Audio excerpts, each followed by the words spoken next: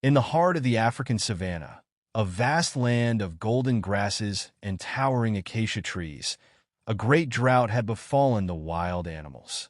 For months, no rain had touched the earth, and the watering holes were drying up. The once abundant rivers had turned into shallow, muddy pools, and the trees withered under the relentless sun. The animals of the savanna, zebras, antelope, lions, and giraffes, were growing desperate. They needed water, and they needed it soon. Leading the animals through this difficult time was an old and wise elephant named Jabu. He was the largest of all the elephants, with tusks that gleamed white under the sun and skin wrinkled with age and wisdom. Jabu had seen many seasons come and go, and he knew the land better than any other creature. But even he was troubled by the drought's severity. One morning, the animals gathered under the shade of the great baobab tree to discuss what could be done. "We can't survive much longer," said Maji, the zebra, her voice filled with worry. "The water holes are almost gone." The lions roared in frustration, while the smaller animals whispered nervously among themselves. "We have searched the plains, but there is no more water," said Baiko, the lion. "What will become of us?" Jabu raised his great head and spoke slowly. "There is a way," he said, "but it is a dangerous one. Beyond the mountains to the east lies a hidden lake. It is said to be the source of all the rivers in this land. If we can find it, we will have enough water to save us all." The animals murmured in surprise. They had heard of this lake only in stories told by their elders, passed down through generations. It was called Maji Maisha, the water of life, a place believed to be guarded by mysterious forces and surrounded by treacherous lands. "No one has ever returned from the journey to Maji Maisha," whispered Duma, the cheetah, her sleek body tense with fear. But Jabu was not afraid. "I will go," he said, his deep voice full of resolve. "And I will bring the water back for all of us." The animals were awed by Jabu's courage, but many were still hesitant. "The journey is long and dangerous," warned Rafiki, the old tortoise. "Even you, Jabu, might not survive." Jabu nodded. "That may be true, but I must try. The savannah is my home, and I cannot stand by while it withers. I will go alone, for this is a task for only the strongest." However, before Jabu could set off, a young impala named Pinda stepped forward.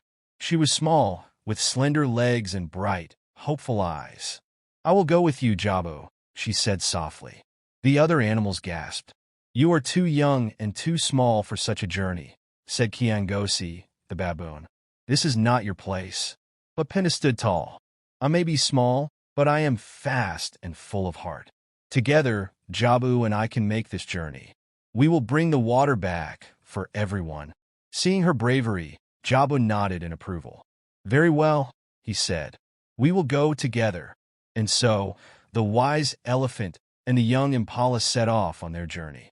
They traveled through scorching heat and across parched land, climbing mountains that seemed to touch the sky. Along the way, they encountered many challenges. A pride of lions blocked their path, a treacherous gorge nearly trapped them, and the relentless sun threatened to drain their strength. But through it all, Jabu's wisdom and Pinda's agility kept them moving forward. As they approached the final stretch of their journey, they found themselves at the edge of a vast desert. In the distance, they could see the shimmering outline of Maji Maisha. But between them and the lake was a vast plain of cracked earth, with no shade and no shelter. "We are so close," Pinda said, panting from exhaustion. "But how will we cross the desert?" Jabu thought for a moment, then lowered his head to Pinda. "Climb onto my back," he said.